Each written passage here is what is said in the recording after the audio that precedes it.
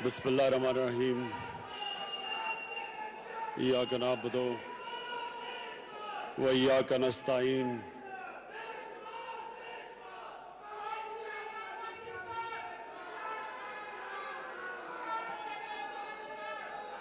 शुक्रिया शुक्रिया शुक्रिया शुक्रिया। मुझे पता है कि हम सब तहरीके इंसाफ के जलसों को याद कर रहे हैं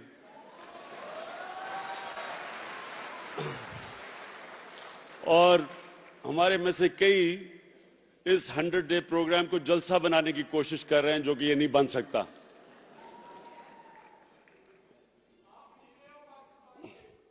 अब आपने खामोशी से सुनना है। ये जरूरी है आपके लिए कि एक पंजाब गवर्नमेंट ने जो 100 डे प्रोग्राम अपना दिया 100 दिन का, मैं ये चाहता हूं जरा गौर से आपकी सुन भी रहे थे, लेकिन कई गलत जगह पे नारे मार रहे थे, क्योंकि आपकी फिर से कोशिश थी कि इसको जलसा बनाने के लिए, जो कि ये नहीं है जलसा। अब जरा सुने सबसे पहले। अब बस बस बस बस। अच्छा जी, मैं पहले तो हाशिम आपने जो प्रेजेंटेशन की, बड़ी क्रिस्प जबरदस्त प्रेजेंटेशन थी।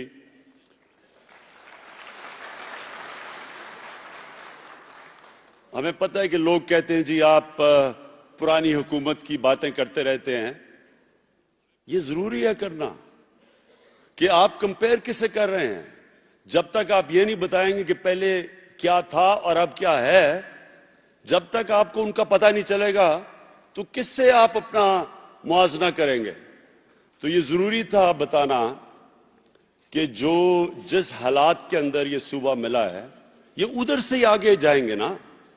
बिल्ड तो उधर से होगा जिधर से इनको मिला। तो वो बड़ा अच्छा आपकी प्रेजेंटेशन थी कि तकरीबन 1200 अरब रुपए का एक सूबा खसारा कर बैठा था और प्रोविडेंट फंड 100 अरब का प्रोविडेंट फंड, यानी कि बेचारे जो हमारे मजदूर हैं उनका जो फंड था वो भी हजम कर बैठी थी 100 अरब का। लेकिन जो सबसे पहले आपने जो बात की, जो आपने आखिर में बात की कि जो पैसा था जनूबी पंजाब का वो भी खर्च कर दिया गया और जगहों पे, और जनूबी पंजाब का शेयर नहीं मिला, वो बड़ा इंपॉर्टेंट है। अच्छा एक मिनट, सबने मेरे से आपने वादा करना है कि ये एक जलसा नहीं है। ये जलसा नहीं है। मुझे पता है हमारा दिल कर रहा है जलसा करने को, मेरा भी दिल कर रहा है। ये जलसा नहीं है। जरा गौर से सुने जरा आप मेरी बात। देखें, हमारी जिंदगी के अंदर, मेरी जिंदगी में ईस्ट पाकिस्तान गया। ईस्ट पाकिस्तान वो जगह थी जिधर सारा, यानी एक यूनानिमस वोट थी पाकिस्तान की 1947 में, और वो जो कि पाकिस्तान के लिए तरसते थे। और मुझे याद है कि मैं जब एक एग्जीबिशन मैच खेलने गया हिंदुस्तान के खिलाफ ढाका में, तो वो मुझे कभी नहीं भूलता कि वो तब तक बांग्लादेश बन चुका था, तकरीबन 18 साल से बांग्लादेश था, और वह बड़ा गुस्सा भी था पाकिस्तान के खिलाफ, वेस्ट पाकिस्तान के खिलाफ। तो जब मैं वहां हिंदुस्तान के खिलाफ 1989 में एक मैच खेला जो हमने जीता उनसे, तो आप यकीन करें कि मुझे ऐसे लगा कि मैंने लाहौर में मैच जीता है। सारा का सारा स्टेडियम, ढाका में स्टेडियम पाकिस्तान जिंदाबाद के नारे मार रहा था, और सारे रास्ते में स्टेडियम से जो हमारी बस गई होटल तक, रास्ते में लोग सड़कों पे खड़े तालियां बजा रहे थे। तो वो हमारे से क्यों अलग हुए, ये समझने की बात है कि देखें, एक वजह होती है कि सारे लोग एक कौम का हिस्सा बनना चाहते हैं, और वो जो सबसे बड़ी वजह, जिसकी वजह से एक आम इंसान, एक खित्ता, एक कौम का हिस्सा बनता है, वो एक लफ्ज है انصاف. لوگ جب ایک معاشرہ ان کو انصاف دیتا ہے وہ اس معاشرے کا حصہ بننا چاہتے ہیں. کیونکہ انصاف کس کو چاہیے ہوتا ہے؟ کمزور انسان کو. کمزور کو انصاف اس لیے چاہیے، نہیں تو طاقتور اس سے جو مرضی کر سکے، ظلم کر سکے. اور پھر خطہ بھی مثلا ایک ملک کا حصہ بنتا ہے اس لیے کہ ان کو وہاں انصاف ملتا ہے. تو جب انصاف نہیں ملتا وہ سب سے بڑی وجہ ہوتی ہے انتشار کی، اور علیحدہ ہوتا ہے ایک ملک سے علیحدگی کے لیے لوگ کیمپین چلاتے ہیں. تو ایسٹ پاکستان کے لوگوں نے کہا ہمیں انصاف نہیں مل رہا. بار بار کہتے رہے کہ ہمیں انصاف نہیں مل رہا، نہیں سنا گیا. اور آہستہ آہستہ وہ موومنٹ پہلے انصاف پہ شروع ہوئی، حقوق کی بات ہوئی، پھر آخر میں علیحدگی کی بات ہو گئی. تو ہم نے اسے سیکھنا ہے. ایک قوم یا ایک انسان یا ایک ادارہ آگے ہی بڑھتا ہے جب اپنی غلطیوں سے سیکھتا ہے. نہیں تو وہ غلطیاں دہراتے رہتے ہیں اور وہی مسٹیکس بعد میں اور نقصان پہنچاتی ہیں. تو یہ جو ہاشم آپ نے سٹیٹسٹکس دیں کہ جو پیسہ پچھلے 7 سال میں 250 ارب، غالباً آپ نے کہا کہ 250 ارب روپیہ جنوبی پنجاب کا وہاں خرچ نہیں ہوا، تو اس کا مطلب کہ ایک احساس محرومی پیدا ہو گئی اور یہ بڑھتی جانی تھی. اسی طرح بلوچستان کے لوگوں میں احساس محرومی پیدا ہوئی، اس کی وجہ سے وہاں انتشار ہوا. اور یہی وجہ ہے کہ اس ملک کو کمزور کرنے میں یہ جو ناانصافی ہے اس کو پھر فائدہ اٹھاتے ہیں ملک کے مخالف، اور پھر ملک میں انتشار پیدا ہوتا ہے. تو یہ جو ہم نے آج پریزنٹیشن دیکھی، پنجاب گورنمنٹ نے ایک فیصلہ کیا ہے کہ منصفانہ تقسیم ہوگی پنجاب کے بجٹ کی علاقوں کے اندر، شہروں کے اندر. اگر یہ نہیں ہوتی، اب آپ یہ دیکھ لیں کہ اس سے نقصان کیا. ایک تو نقصان ہوتا ہے کہ علیحدگی کی طرف لوگ چلے جاتے ہیں، انتشار ہوتا ہے. دوسرا، اب نقصان کیا ہو رہا ہے؟ اتنا پنجاب کا آدھا بجٹ لاہور پہ خرچ کر دیا، لاہور بہتر ہو گیا باقی شہروں سے. نقصان کیا ہوا کہ باقی علاقوں سے لوگ لاہور کی طرف آنا شروع ہو گئے. اب لاہور کے اندر وہ مسئلے مسائل آ رہے ہیں جو آگے لاہور کے لوگوں کی زندگی خطرے میں ڈال رہی ہے. یہ جو آج آپ باہر پولوشن دیکھ رہے ہیں، اس کی اور بھی وجوہات ہیں. بھٹے بھی بند کیے پنجاب گورنمنٹ، اب ان کو ریفارم بھی کر رہی ہے کہ آگے ایک نئی ٹیکنالوجی آ رہی ہے کہ وہ پولوشن نہ کریں. ہندوستان سے آتی ہے پولوشن، وہ بھی ہے. ایک یہ بھی ہے کہ درخت کاٹ دیے ہیں، لاہور کا جو گرین کور تھا وہ کم کر دیا ہے. لیکن ایک سائز بھی بن گیا، لاہور اتنا بڑا ہو گیا ہے. اور جب ایک شہر بڑھتا جاتا ہے، کانکریٹ بڑھتی جاتی ہے، تو جو صاف کرتی ہے ہوا کو ایک چیز جو درخت ہے، وہ کور کم ہوتا جاتا ہے، ہریالہ کم ہوتا جاتا ہے. تو پولوشن کے آج لاہور میں جو لیولز ہیں وہ دنیا میں سب سے زیادہ ہیں. اور اس کا نقصان بچوں کو، چھوٹے بچوں کو اور بوڑھوں کو. یہ آنے والے دنوں میں اتنا اس کا نقصان ہونا ہے، بیماریاں ہونی ہیں. اور بچوں کے اندر ایک بیماری ہے سٹنٹڈ لنگ گروتھ. وہ لنگ ہی نہیں پوری طرح بڑھتا ہی نہیں ہے کیونکہ ایک انفیکشن شروع ہو جاتی ہے اس میں. اس لیے یہ ضروری ہے کہ ہم باقی علاقوں کو بھی ڈیولپ کریں. یہ بھی ایک وجہ ہے. اور اس کے لیے یہ بڑا اچھا آپ نے سٹیپ لیا. پہلے تو میں آپ کو اس کی مبارکی دیتا ہوں کہ آپ نے سوچا پہلی دفعہ کہ ایک انکلوسیو ڈیولپمنٹ ہو، ساروں کو، خطوں کو برابر کا ان کو شیئر ملے.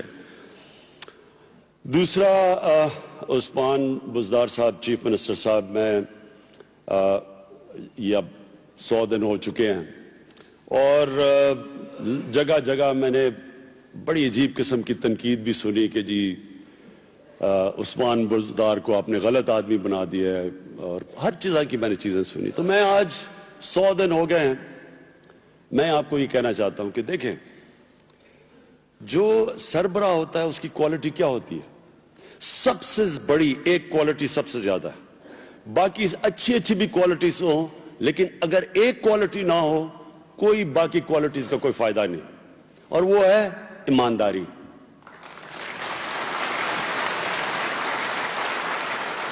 میں نے ابھی تک، اور میں سی ایم صاحب آپ کو اس چیز کی مبارکی دیتا ہوں، کسی نے مجھے آج تک یہ نہیں کہا ان 100 دنوں میں کہ جناب چیف منسٹر صاحب کوئی کمیشن لے رہے ہیں، کوئی پیسہ بنا رہا ہے، کوئی فیکٹری بنا رہا ہے، کوئی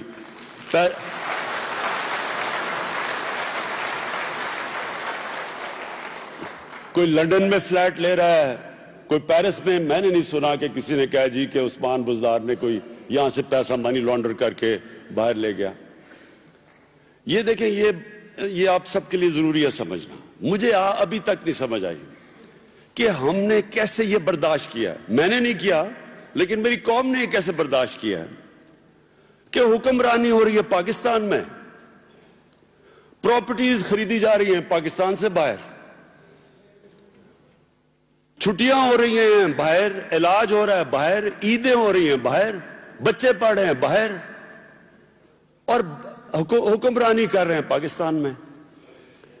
یہ اب سب کے لیے مجھے یہ سمجھائیں کہ یہ کیسا لیڈر ہوگا، وہ کیسے وفادار ہوگا اپنے ملک سے جب اس کی اربوں روپے کی دولت باہر پڑی ہے۔ وہ جو لیڈر جس کی چھٹیاں ہی پاکستان میں نہیں ہیں، اور جس کے بچے باہر پڑھ رہے ہیں اور باہر بزنسز کر رہے ہیں، جس کی بزنس باہر ہے، یہ سوچیں کہ حکمرانی پاکستان میں اور بزنس پاکستان سے باہر، اور پھر لوگوں کو باہر کہہ رہے ہیں کہ پاکستان میں آ کے سرمایہ کاری کرو۔ تو ہم نے کیسے ان لوگوں کو برداشت کیا؟ آج جو آپ یہ دیکھ رہے ہیں خسارے، یہ جو ملک وہ ملک جو سارے اس علاقے میں، ایشیا میں سب سے تیزی سے ترقی کر رہا تھا جب ہم اسکول میں پڑھتے تھے، وہ آج وہ حال ہے آج یہ چھوڑ کے گئے ہیں جدھر، کہ پھر سے میں یہ لوگوں کو سمجھاتا ہوں کہ آپ کو سمجھ آنی چاہیے اس ملک سے کیا ہوا۔ کہاں سنگاپور 50 سال پہلے اور کہاں پاکستان تھا۔ پاکستان کو ساری دنیا، آپ نے اگر پاکستان کو لیڈرز کو دیکھنا تھا، دیکھیں کہ ایوب خان جب باہر گیا، امریکہ گیا، تو اس کو کیسی ریسپشن ملی۔ ایئرپورٹ پہ پریزیڈنٹ ملنے آیا، سڑکوں پہ اوپن گاڑی میں پھر رہا ہے۔ جب انگلینڈ گیا تو پاکستان کے سربراہ کو کیا ریسپشن ملی، کیا ریسپیکٹ تھی اس کی۔ تو پاکستان کہاں تھا، کہاں سنگاپور تھا۔ آج 21 کروڑ کے پاکستانیوں کی ایکسپورٹس، ہماری ایکسپورٹس ہیں 24 ارب ڈالر، اور سنگاپور جو 50 لاکھ کا سنگاپور ہے، اس کی ایکسپورٹس 330 ارب ڈالر ہے۔ ملیشیا کی 220 ارب ڈالر ایکسپورٹ ہے، 6 کروڑ کا ملیشیا ہے۔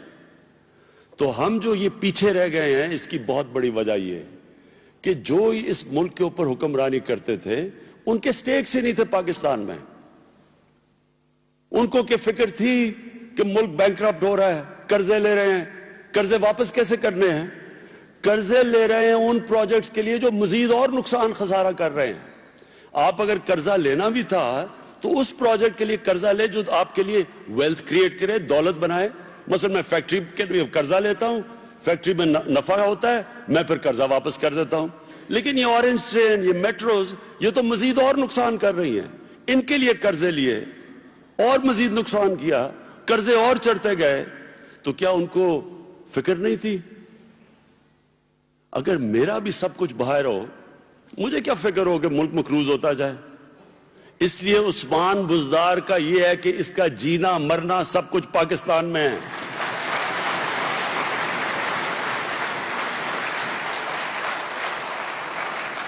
اب یہ جو قدم اٹھایا لوگ اس کے اوپر، ابھی میں حیران ہوں کہ میڈیا نے بھی اس چیز کو اتنا نہیں اٹھایا۔ یہ جو اینٹی انکروچمنٹ ڈرائیو ہے،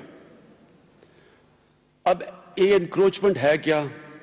ایک تو ہوتی ہے نا کہ میری زمین پہ کوئی قبضہ کر لے، وہ بھی ہوتا ہے، لیکن ایک ہے کہ سرکاری زمین پہ قبضہ کر لے۔ پہلے تو یہ ہمیں پاکستان میں یہ سمجھنا ہے کہ سرکاری زمین کا مطلب عوام کی زمین، یہ میری زمین تو نہیں ہے. یہ جو انہوں نے اینٹی انکروچمنٹ ڈرائیو پہ زمینیں چھڑوائی ہیں اور اب تک 160 ارب روپے کی انہوں نے زمینیں جو قبضہ ہوئے تھے وہ چھڑوائی ہیں. اب یہ سوچیں کہ کس کا فائدہ ہو رہا ہے؟ یہ عوام کا فائدہ ہو رہا ہے. یہ عوام کی دولت ہے, عوام کی زمینیں جو چھڑوائی جا رہی ہیں, اور اس میں بڑے بڑے مافیاز ہیں جن کے خلاف ٹکر لی ہے. تو پہلے کیوں نہیں ہوا؟ کیوں نہیں پہلے کسی نے فکر کی کہ یہ عوام کی زمینوں کے اوپر قبضے ہوئے ہیں؟ اسلام آباد میں 350 ارب روپے کی زمین چھڑوائی ہے قبضہ گروپ سے. اب یہ آپ نے سمجھنا ہے کہ جب یہ جو ڈرائیو ہے, یہ اینٹی انکروچمنٹ, یہ عوام کے لیے ہو رہی ہے, عوام کے سانسیں ہیں. جب کرپشن کے خلاف ڈرائیو کرتے ہیں, یہ عوام کا پیسہ چوری ہوتا ہے. جو بھی کرپشن ہوتی ہے نا, یہ یاد رکھیں, یہ عوام کو اس کی قیمت ادا کرنی پڑتی ہے. کرپشن کیسے؟ اب میں تو آفس میں بیٹھا ہوں نا 4 مہینے سے. اب میں آپ کو سمجھاتا ہوں ہوتا کیا ہے. کوئی انویسٹر آتا ہے, اور بڑے ماشاءاللہ اللہ کا کرم ہے کہ جس طرح کے انویسٹر اب پاکستان آ رہے ہیں, انشاءاللہ یہ ملک میں آنے والے دنوں میں آپ دیکھیں گے کیا اچھا ٹائم آئے گا. اب ہوتا کیا ہے, انویسٹر آتا ہے جی, انویسٹر کہتا ہے جی کہ اچھا جی میں مثلا میں ایک مثال دے رہا ہوں, میں کیونکہ ابھی بات نہیں کروں گا ایگزیکٹ چیزوں پہ جو میرے سامنے آ رہی ہیں, لیکن مثلا وہ میں کہتا ہوں اچھا جی میں یہ آپ کو گیس بیچنا چاہتا ہوں. آپ نے گیس خریدنی ہے, صرف آپ نے کرنا کیا ہے, گیس مثلا 10 روپے کی گیس ہے, آپ اسے صرف یہ کہہ دیں اچھا جی میں آپ سے 12 روپے کی خرید لیتا ہوں, بتانا نہ کسی کو, میں 12 روپے کی گیس خریدتا ہوں جس کی قیمت ہے 10 روپے. تو وہ جو ایکسٹرا 2 روپے میری جیب میں آتے ہیں, اس کی قیمت عوام مہنگی گیس سے دیتی ہے. جب بجلی کے پاور سٹیشنز کے اوپر جب یہ آئی پی پیز جو لگی, تو ان کے اوپر جب ریٹ دی گئی, تو جو ریٹ اگر جب میں صرف پیسہ بنانے کے لیے کرنا ہے کہ بجائے میں اس کو ریٹ دوں 10 روپے کی, میں 12 روپے کی دے دیتا ہوں, وہ 12 روپے کے اندر میرے پاس اربوں روپے آ جاتا ہے, لیکن قوم کو بجائے 10 روپے کی 12 روپے کی بجلی پڑ جاتی ہے. تو اس طرح مہنگائی ہوتی ہے. جب کرپشن ہوتی ہے تو وہ قیمت عوام ادا کرتی ہے. یہ کوئی حکومت کا پیسہ نہیں چوری ہوتا, یہ عوام کا پیسہ چوری ہوتا ہے. اب اس لیے دنیا کرپشن کے اوپر پوری طرح کوئی بھی معاشرہ جو آگے بڑھتا ہے وہ کرپشن کو پھڑکنے نہیں دیتا. پورے ان کے ادارے کرپشن کو کنٹرول کرتے ہیں, کیونکہ وہ ان کو عوام کی فکر ہوتی ہے. ہوتا کیا ہے کہ آپ کی مثلا اگر آپ مہنگی بجلی اور گیس دیتے ہیں, تو آپ کی جو انڈسٹری ہے وہ مقابلہ نہیں کر سکتی ہندوستان کی اور بنگلہ دیش کی انڈسٹری سے, تو آپ کی انڈسٹری پیچھے رہ جاتی ہے, آپ کی انڈسٹریاں بند ہونی شروع ہو جاتی ہیں, بے روزگاری ہونی شروع ہو جاتی ہے, آپ کے پاس فورن ایکسچینج کم ہو جاتا ہے, ڈالر کی کم ہو جاتے ہیں, روپیہ گرنا شروع ہو جاتا ہے, ڈالر مہنگا ہو جاتا ہے. تو جب کرپشن کرتے ہیں وہ سارے معاشرے کو تباہ کرتے ہیں. اس لیے ملک جب اوپر جاتا ہے, جو بھی ملک اوپر جاتا ہے, جو بھی ملک خوشحال ہے وہاں کرپشن نہیں ہے. سوئٹزرلینڈ دیکھ لیں, نیوزی لینڈ, جو ملک دیکھ لیں جو خوشحال ہے, جن کے لوگ خوشحال ہیں, وہاں کرپشن نہیں ہے. چائنا نے جب یہ اوپر جا رہا تھا, اور اب چائنا دنیا کی سب سے تیزی سے اکانومی اوپر جا رہی ہے, چائنا نے سب سے پہلے یہ پچھلے 5 سال میں, ہم ابھی جب چائنا گئے تھے تو انہوں نے بتایا کم از کم 400 وزیروں کو انہوں نے کرپشن میں پکڑا ہے. 400 وزیروں کو, پتہ نہیں کتنے ہزار انہوں نے وہ پکڑے ہیں جو گورنمنٹ آفیشلز ہیں. تو کسی وجہ سے پکڑے نا, ملک اوپر جانے کے لیے. تو اس لیے ہم جب کرپشن کی بات کرتے ہیں, ہم یہ جو سارا ڈرامہ ہو رہا ہے اسمبلی کے اندر, یہ کیا ہو رہا ہے؟ ہمارے اوپر کہہ رہے ہیں بار بار یہ اپوزیشن والے کہ جی یہ گورنمنٹ ہمارے اوپر انتقامی کارروائی کر رہی ہے. کون سی انتقامی کارروائی کر رہی ہے؟ ابھی تک ایک نیب کا کیس ہمارے دور میں نہیں ہوا. سارے نیب کے کیس پہلے کے چل رہے ہیں, پچھلے 1 سال پہلے کے. ہم نے تو کوئی نہیں نیب کا کیس کیا. جو بھی شور مچا ہوا ہے وہ جو ابھی ایف آئی اے نے جو پکڑی ہیں یہ فیک اکاؤنٹس جس کے اوپر شور مچایا ہوا ہے وہ 2015 میں پہلی دفعہ آیا تھا سامنے. لیکن کیونکہ اس وقت اپنی چارٹر آف ڈیموکریسی کے نام پہ ایک مکمکا ہوا تھا, کچھ نہیں ہوا. پھر 2017 میں پتا چلا فیک اکاؤنٹس ہے, پھر کچھ نہیں ہوا. یہ پھر جب کیئرٹیکر گورنمنٹ آئی تو چیف جسٹس نے ایکشن لیا فیک اکاؤنٹس پہ. تو ہم نے تو کچھ نہیں کیا, ہم نے تو صرف روکی نہیں کاروائی. لیکن شور وہاں مچا ہوا ہے کہ جی یہ دیکھیں طریقے سے آپ نے کیا کیا. اب اور کیا کیا اسمبلی میں؟ اسمبلی نہیں چل رہی جی, کیونکہ جی لیڈر آف دا اپوزیشن وہ بنے گے شہباز شریف. اب شہباز شریف نیب کے جیل کے اندر ہیں.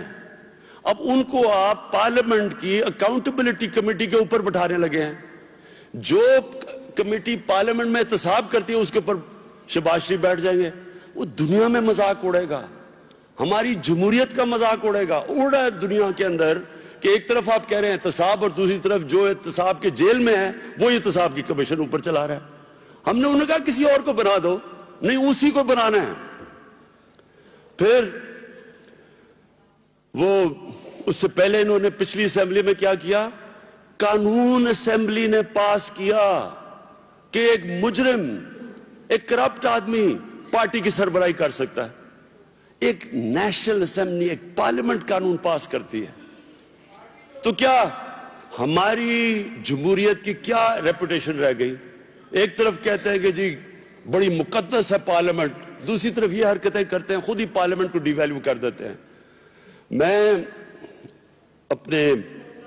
اپنے جو پارٹی کی ہماری لیڈرشپ ہے, میں نے ان کو کہا جو بھی یہ کہتے ہیں ان کی بات مانتے رہو, صرف ایک بات ہم مان نہیں سکتے. آپ نے کہنا ہے کہ جی وہ سعد رفیق کو اسمبلی میں لانے دو, شہباز شریف اپوزیشن لیڈر بنتا بن جائے. ہم نے دھاندلی کے اوپر کمیشن بنانی ہے, بنا دو. لیکن ایک چیز ہم مان نہیں سکتے, یہ نہیں ہو سکتا کہ ہم آپ احتساب سے پیچھے ہٹ جائیں.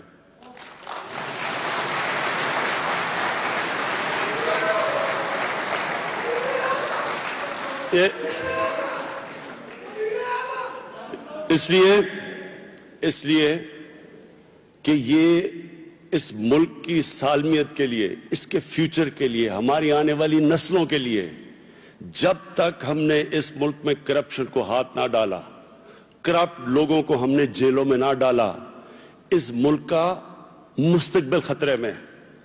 اس لیے ہم ساری آپ کی باتیں مان لیں گے, لیکن ہم یہ نہ ہمیں کہنا کہ اکاؤنٹیبلٹی سے پیچھے ہٹ جا. میں نے 22 سال پہلے سیاستی میں آیا تھا کرپشن کے خلاف, اور اگر آج یہ کہتے ہیں کہ جی جمہوریت بچانے کے لیے مفاہمت کر لیں, جی اچھا ماحول کر دیں اسمبلی میں. پہلے آپ گورنمنٹ کو استعمال کرتے ہیں پیسہ بنانے کے لیے, پھر اسمبلی کو استعمال کرتے ہیں وہ کرپشن کا پیسہ بچانے کے لیے. یہ نہیں ہوگا. یہ میں آج آپ کو کہہ رہا ہوں کہ ہم جتنا بھی جو بھی ہو جائے یہ ہماری آخری چیز. اچھا جی, اب میں صرف 3-4 موٹی چیزیں بات کرنا چاہتا ہوں جو کہ ہم آگے, جو ہمارا آگے کا ڈائریکشن ہے. سب سے پہلے ہم نے جو سول پروسیجر کوڈ جو ہم نے اس کا قانون لے کے آئے ہیں وہ ابھی کر رہے ہیں, اس کی لیجسلیشن بن گئی ہے. اب جیسی ماحول, ابھی تک تو اسٹینڈنگ کمیٹیز ہی نہیں تھی, اب آئی ہیں, تو ہم نے سب سے پہلے قانون جو پاس کرنا ہے وہ یہ کہ سول پروسیجر کوڈ کا مطلب کہ 1 سال کے اندر سارے سول کیسز کا ہم نے فیصلہ کروانا ہے.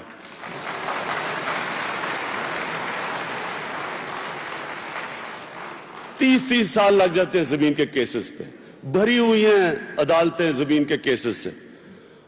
بیٹا شروع کرتا ہے اور وہ بوڑھا ہو جاتا ہے جب تک کیس کا فیصلہ نہیں آتا. تو ہم نے یہ بڑی مشکل سے بار کے ساتھ, سب کے ساتھ مل کے ہم نے فیصلہ کیا ہے, اور یہ انشاءاللہ یہ پنجاب, پختونخوا میں, بلوچستان میں, اور انشاءاللہ فیڈرل گورنمنٹ میں پہلے تو یہ ایک بہت بڑا انشاءاللہ ایک تبدیلی آئے گی. جو 1907 کا سول پروسیجر کا کوڈ تھا وہ ادھر پہلی دفعہ پنجاب میں اور انشاءاللہ سینٹر میں چینج ہوگا, پختونخوا میں ہو چکا ہے.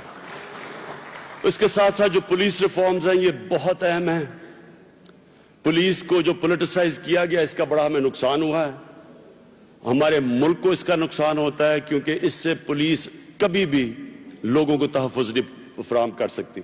تو یہ جو ڈی پولیٹیسائزیشن اور پروفیشنلزم پولیس کی ہے یہ بڑا ایک مشکل کام ہے, خاص طور پہ پنجاب میں کیونکہ پولیٹیسائزیشن ہوئی ہے پولیس کی. اس کے اوپر ہم نے اب پورا زور لگانا ہے پولیس کو ایک ایسا ادارہ بنانے کے لیے پنجاب کے اندر جس کی عوام رسپیکٹ کرے اور عوام میں اعتماد ہو. تو انشاءاللہ اس پہ میں نے آئی جی صاحب نے مجھے اس کے اوپر ڈیٹیل دی ہوئی ہے کہ وہ جس طرح کی ریفارمز کر رہے ہیں. یہ میں آپ کو پھر سے کہتا ہوں یہ سب سے ضروری ہے. مانیٹرنگ کریں. چیف منسٹر آپ کے جو کمپلینٹ سیل کے اندر پولیس کے لیے سیپریٹ بنائے کہ کوئی پولیس کمپلینٹس ہو آپ کے پاس آئیں, آئی جی صاحب کو دے تاکہ ان کو حل کرے, تاکہ ایک چیک ہو پولیس کے اوپر. اس کے علاوہ جو ہماری ایگریکلچر ریفارمز ہیں یہ بڑی ضروری ہیں پنجاب کے اندر. میں صرف آپ کو یہ بتا دوں کہ اس کے اوپر ایک نئی سوچ آ رہی ہے, اور سوچ وہ یہ ہے کہ کسان زیادہ پیسہ بنا سکتا ہے. ہوتا کیا ہے کہ ہم کرتے ہیں کہ کسان کو ہم مثلا گنے کی 180 دے دیتے ہیں, مثلا گنے کا, یا گندم کی جو بھی 1300 دے دیتے ہیں. ہوتا کیا ہے کہ انٹرنیشنل مارکیٹ میں وہ قیمت نہیں ہوتی, اس کی وجہ سے وہ گورنمنٹ سپورٹ پرائز بھی دیتی ہے لیکن کسان کو وہ قیمت نہیں ملتی. ہم یہ کوششیں کر رہے ہیں کہ کسان کی پروڈکٹیوٹی بڑھائیں, اس کی ییلڈز بڑھائیں, یعنی اس کی پیداوار بڑھے. مثلا ایک ہی ایکڑ میں سے اگر وہ آج 40 من لے رہا ہے کسی کی چیز کی بھی, گندم کی, کپاس کی, وہ ہم اس کو ایسی اس کی پروڈکٹیوٹی بڑھائیں کہ وہ 40 سے 80 من پہ چلا جائے, 70 من پہ چلا جائے, تو اسی زمین سے اس کے پاس پیسہ زیادہ آنا شروع ہو جائے. اور قیمت اگر اوپر قیمتیں بڑھاتے ہیں وہ اور مسئلہ بن جاتا ہے. اگر اس کو نہیں بھی ملتی لیکن اگر اس کی پروڈکٹیوٹی بڑھ جائے, جو آپ ہندوستان میں دیکھ لیں, یورپ میں دیکھ لیں, وہ کتنی اسی ایکڑ زمین سے کتنا زیادہ ان کو مل جاتا ہے کیونکہ نئی ٹیکنیکس آ گئی ہیں, پانی کی استعمال کرنے کی نئی ٹیکنیکس آ گئی ہیں. تو یہ انشاءاللہ ہماری جو ٹاسک فورس بنی ہوئی ہے وہ ساری نئی ٹیکنیک سب چھوٹے کسانوں کے پاس لے کے آئیں تاکہ وہ اپنی پیداوار بڑھا سکیں. اس سے ملک کو بھی فائدہ ہوگا, ہماری اوورآل پیداوار بھی بڑھ جائے گی اور کسان کے پاس پیسہ آ جائے گا. ہم نے اصل میں چھوٹے کسان کو اوپر اٹھانا ہے اور اس کے لیے ہم یہ نئی چیزیں لے کے آ رہے ہیں. میں وہ بات نہیں کروں گا وہ جو میں پہلے بھی کر بیٹھا ہوں, جو مرغیوں کے انڈے, جو ہم نے جو وہ ریلو کٹوں کو ہم نے ٹھیک کرنا ہے, وہ سارا میں نے آپ کو بتا چکا ہوں پہلے بھی. کوشش ساری یہ ہے کہ چھوٹے کسان کی مدد کی جائے, چھوٹی چھوٹی چیزوں سے. وہ اپنی عورتیں بیٹھی ہوئی دیہات میں, وہ اپنی کیسے آمدنی بڑھا سکتی ہیں, غربت ہم نے کیسے کم کرنی ہے. یہ میری باری تو بڑا شور مچایا تھا, لیکن جب بل گیٹس نے کہا تو ساروں نے تالیاں بجانی شروع ہو گئی کہ یہ بڑا اچھا اس کا طریقہ ہے. بل گیٹس نے کہہ دیا کہ ایسے غربت کم ہوگی. میں نے ایک چیز اور اقلیتوں کی بات کر رہی تھی. یہ بڑا ضروری ہے پنجاب میں کیونکہ پنجاب ہمارا سب سے بڑا صوبہ ہے. دیکھیں, قائد اعظم نے جو پاکستان بنایا تھا, جو پاکستان کی پوری موومنٹ کی تھی, یہ ہمیں سب کو سمجھنا ہے کیوں کی تھی. قائد اعظم انگریز سے آزادی چاہتے تھے. وہ کانگریس کے اندر سب سے طاقتور پولیٹیشین تھے, سب سے عقل مند, سب سے اونچا قد تھا ان کا کانگریس کے اندر, اور ان کو کہتے تھے ہندو مسلمان یونٹی, یعنی ایمبیسڈر تھے ہندو اور مسلمانوں کو اکٹھا کرنے کے لیے. کسی وجہ سے قائد اعظم علیحدہ ہوئے, اور وہ وجہ یہ تھی کہ ان کو آہستہ آہستہ احساس ہوا کہ جو کانگریس ہندوستان مانگ رہی ہے اس میں مسلمانوں کو برابر کا شہری نہیں سمجھا جائے گا. یہ وجہ تھی قائد اعظم علیحدہ ہوئے. انہوں نے پھر پاکستان کی پوری موومنٹ چلائی اس لیے کہ وہ ایک آزاد ملک میں رہنا چاہتے تھے, وہ ایک سیکنڈ کلاس سٹیزن نہیں رہنا چاہتے تھے. یہ تھی قائد اعظم کی ساری. اور آج کے ہندوستان میں ابھی وہ نصیر الدین شاہ کا پڑھ رہا تھا جو ایکٹر, وہ جو وہ جو آپ باتیں کر رہے ہیں وہ ساری وہ چیزیں ہیں جو قائد اعظم تب کر چکے تھے کہ انہوں نے کہا تھا کہ ہندوستان میں مسلمانوں کو برابر کا شہری نہیں سمجھا جائے گا. وہ آج ہندوستان میں ہو رہا ہے. تو ہم نے اس سے کیا سبق سیکھنا ہے؟ ہم نے پاکستان کو وہ ملک بنانا ہے جدھر ہماری اقلیتوں کو برابر کے حقوق ملیں, وہ برابر کے شہری ہوں. یہ ضروری ہے سمجھنا. یہ ملک اس لیے بنا تھا کہ ایک لیڈر نے, ایک عظیم لیڈر کی عظیم سوچ, وہ سمجھ گیا کہ جیسے ہندوستان کے اندر ان کو نہیں برابر کا شہری سمجھا جائے گا, تو اس لیے انہوں نے پاکستان کے لیے پوری جدوجہد کی. اور اس لیے ان کی تقریر تھی, ان کی 1948 کی فیمس تقریر تھی کہ آپ کا جو مرضی دین ہے, آپ برابر کے شہری ہیں پاکستان میں. اور اس سے پہلے جو ہمارے نبی صلی اللہ علیہ وسلم, انہوں نے مدینہ کے اندر ایک کانسٹیٹیوشن بنائی تھی, اور انہوں نے ایک وہ کانسٹیٹیوشن ابھی بھی ہے سینٹ کیتھرینز چرچ میں, جو انہوں نے مسیح برادری کے ساتھ بنائی تھی, کرسچنز کے ساتھ بنائی تھی. وہ ابھی بھی اویلیبل ہے کہ انہوں نے کہا تھا قیامت تک, یہ سن لیں ذرا, قیامت تک مسلمان پروٹیکٹ کریں گے عیسائیوں کے سارے ان کے گرجے, ان کے عبادت گاہ, ان کے حقوق, سب وہ ابھی تک ہے کانسٹیٹیوشن. تو ہم یہ یاد رکھیں کہ جو قائد اعظم کہہ رہے تھے وہ نبی صلی اللہ علیہ وسلم کی بات کر رہے تھے, اور ہم نے پاکستان میں یہ ثابت کرنا ہے کہ ہم نے اپنے جو بھی مائنورٹیز ہیں, جو بھی اقلیتیں ہیں, ہم نے ان کو برابر کے شہری بنانا ہے. اور یہ سب سے زیادہ ہم نے خاص طور پہ نریندر موڈی کے ہندوستان کو بتانا ہے کہ ہم اپنی اقلیتوں کو کیسے رکھتے ہیں اور آپ اپنی اقلیتیں کیسے رکھتے ہیں.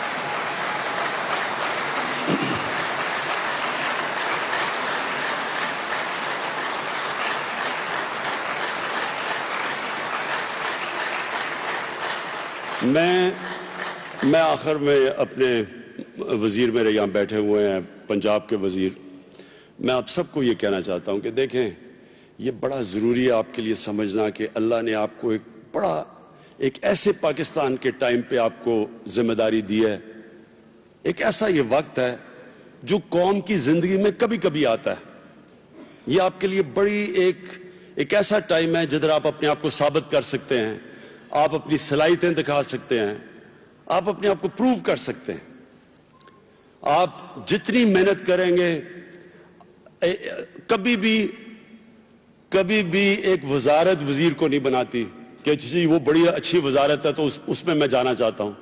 وزیر وزارت کو بناتا ہے. جتنی وہ محنت کرتا ہے وہ ایک ذمہ داری, ایک پوری وزارت کو اٹھا کے کہاں سے کہاں لے جاتا ہے. آپ کے پاس ایک سنہری موقع ہے. یہ ایسا موقع ہے کہ اگر آپ اس میں صحیح طرح کام کریں, دیانتداری سے کام کریں, اپنی وزارت کو لیڈرشپ پرووائڈ کریں, یہ بڑا اچھا موقع ہے آپ کو ایک لیڈر بننے کا, کیونکہ آپ ایک دم اوپر آ جائیں گے. جس طرح ہمارے کئی وزیر, مجھے نظر آ رہا ہے کہ کئی وزیروں کی پرفارمنس بہت بہتر ہے. مثلا میں مثال دیتا ہوں کہ فیڈرل گورنمنٹ کے اندر ہم نے مراد سعید کو صرف ایک منسٹر آف اسٹیٹ بنایا تھا. اس نے اتنا زبردست کام کیا اپنی منسٹری میں کہ اس کو ہمیں فیڈرل منسٹر بنا دیا. تو آپ کے لیے بڑا اچھا ٹائم ہے, اپنے آپ کو ثابت کریں. میں دیکھ رہا ہوں مجھے آپ کے سارے ریزلٹس آتے رہتے ہیں. ابھی میں آپ کی ساری پوری پرفارمنس لوں گا. جب اس کے بعد میں نے آپ کی انڈیویجول وزارتوں کو دیکھوں گا. میں دو چیزیں کہتا ہوں. ایک, آپ نے محنت پوری کرنی ہے, اور دوسرا, آپ نے اپنی وزارت میں اپنی مثال سے خرچے کم کرنے ہیں. ہمیں بڑی بری عادت پڑ گئی ہے.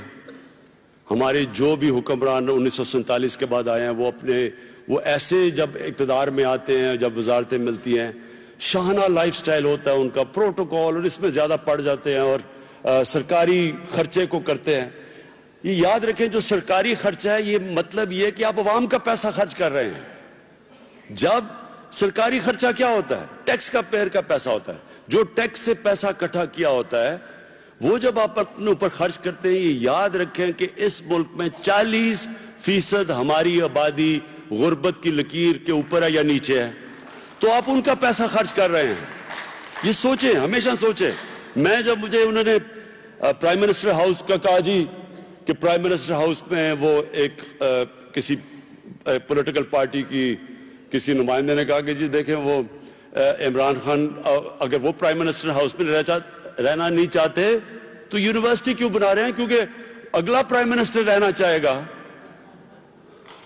تو میں اب اس پارٹی کا نام نہیں لیتا، جس پارٹی سے وہ بول رہی تھی ان کو فکر نہیں کرنی چاہیے، بڑی دور تک آپ کا پرائم منسٹر نہیں بننے لگا آگے.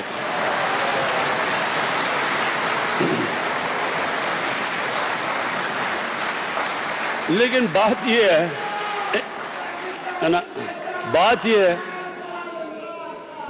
ہے کہ کیسے کوئی بھی اتنے بڑے گورنر ہاؤسز میں، اور شکر ہے چودھری سرور صاحب نہیں رہ رہے گورنر ہاؤس میں، صرف اس کو آفس میں استعمال کرتے ہیں، کہ کیسے ایک آدمی اتنے زیادہ نوکر اور گورنر جو انگریز کرتا تھا غلاموں سے وہی ہم آ کے شروع کر دیں. یہ تو ہمارے لوگ ہیں، انگریز کے لوگ نہیں تھے. اپنے ملک میں وہ ایسے نہیں رہتا. جب میں پہلی دفعہ برطانیہ گیا میں حیران ہو گیا دیکھ کے. وہ ڈاؤننگ اسٹریٹ کو آپ دیکھیں، وہ اتنی سی چھوٹا سا جگہ ہے. وہ اس ڈاؤننگ اسٹریٹ میں برطانیہ کا پرائم منسٹر رہتا جو ایک وقت پہ آدھی دنیا کے اوپر حکومت کرتی تھی.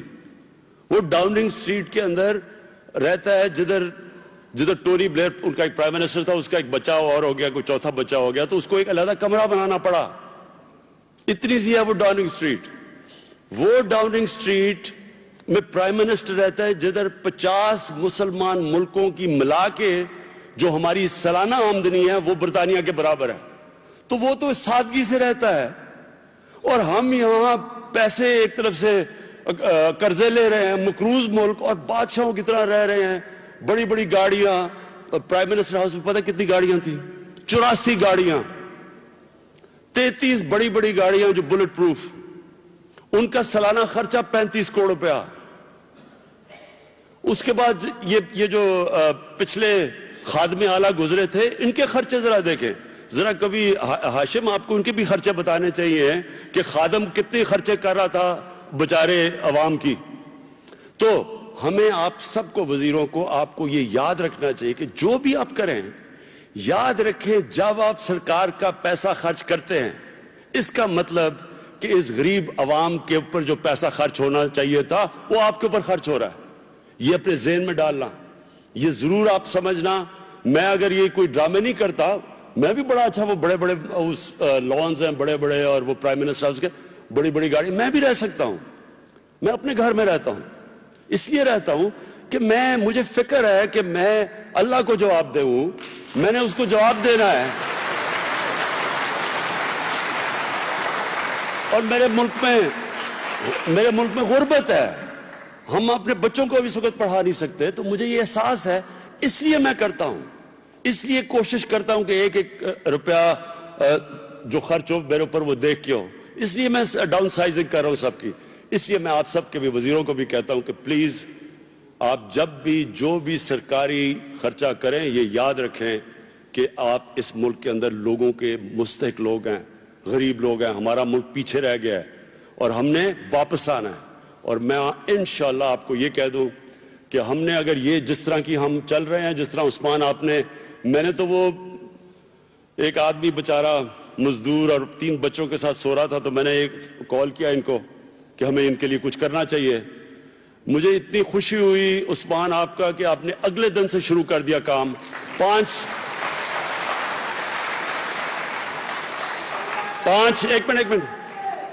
پناہ گاہ لاہور میں، پنڈی میں بن رہی ہے، پنڈی میں 2 بننے والی ہیں، پشاور میں 5 بن چکی ہیں. اور پشاور میں پناہ گاہ نہیں بنی، وہ شام کو وہ بس بھیجتے ہیں سارے پشاور کے اندر، دیکھتے ہیں کوئی لوگ سڑکوں پہ سوئے ہو تو ان کو اٹھا کے پناہ گاہ میں لے کے جاتے ہیں. تو مجھے جب سے یہ بن رہی ہیں پناہ گاہ، آپ یقین کریں ابھی میں کہیں اور فنکشن پہ تھا تو مجھے لوگ اب آ کے کہہ رہے ہیں کہ جی ہم بھی پناہ گاہ کھولنا چاہتے ہیں. کراچی میں لوگ پناہ گاہ کھولنا چاہتے ہیں، ڈویژن ہیڈ کوارٹرز پہ لوگ کہتے ہیں جی ہم بھی پناہ گاہ کھولنا چاہتے ہیں. یہ ہے ہمارا ملک. جب وہ دیکھتے ہیں کہ حکومت کچھ کر رہی ہے تو لوگ ہمارے سے آگے نکل جاتے ہیں انسانیت کی خدمت کرنے کے لیے. تو یہ یاد رکھیں کہ اللہ نے آپ کے ملک کو سب کچھ دیا ہے. ہمارے پاس اللہ نے کسی چیز کی کمی نہیں چھوڑی. ہم نے ظلم کیا اپنے ملک سے, صحیح گورننس نہیں دی. ابھی جو میرے پاس ایگزون آیا تھا, میں یہ ہمیشہ اپنے لوگوں کو بتاتا ہوں, یہ آپ سب یاد رکھیں کیونکہ اپریل تک رزلٹ آ جائے گا, مارچ اپریل تک. ایگزون جو ہے یہ اس دنیا کی سب سے بڑی آئل ڈرلنگ کمپنی ہے. 27 سال کے بعد پاکستان آئی ہے. ان کا ہیڈ جو ہے وہ میرے سے ملنے آیا تو مجھے کہتا کہ ہم نے ایک چیز آف شور دیکھی ہے سمندر کے اندر جو ایک ہمیں ایسے لگ رہا ہے کہ اس کے اندر بہت زیادہ گیس ہے, اور وہ کہتا ہے کہ ہمیں پتہ تب, لیکن ہم کہہ نہیں سکتے. وہ کہتے ہیں جب ہم ان کی کشتی آ گئی, اب پہنچ گئی اور وہ ڈرلنگ شروع کر رہی ہے, تو وہ کہتا ہم ڈرلنگ کریں گے تو جب وہ جو بنا ہوا ہے ایک چھوٹی سی پہاڑی اس کے سمندر کے نیچے بنی ہوئی ہے, اس کے اندر جب ہم ڈرل کریں گے تو تب ہمیں پتا چلے گا کہ اس پہ ہمیں لگ تو رہا ہے گیس ہے, لیکن ہو سکتا ہے گیس لیک کر گئی ہو, تو ہمیں پتا نہیں کہ لیک کی ہے یا وہاں ہے. ہمیں کہتا ہے یہ نہیں پتا کہ گیس لیک کر گئی ہے یا ابھی وہاں ہے, لیکن جب ہم ڈرل کریں گے تو ہمیں پتا چلے گا. اور کہتا کہ اگر وہاں گیس لیک نہ کی ہو تو 50 سال تک پاکستان کے لوگوں کو گیس کا کوئی مسئلہ نہیں پڑے گا, اتنی زیادہ گیس ہے.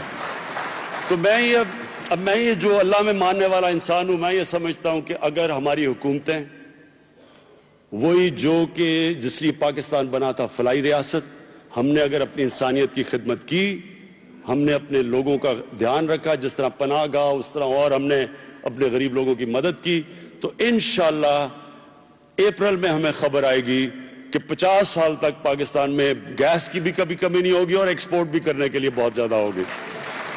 میں آپ سب کا شکر گزار ہوں, اور سی ایم صاحب آپ کا بھی, ہاشم زبردست پریزنٹیشن دی, آپ کا بھی. میں وزیروں کو سب کو میں امید رکھتا ہوں کہ آپ کوئی بھی آپ مجھے مایوس نہیں کریں گے. بہت بہت شکریہ.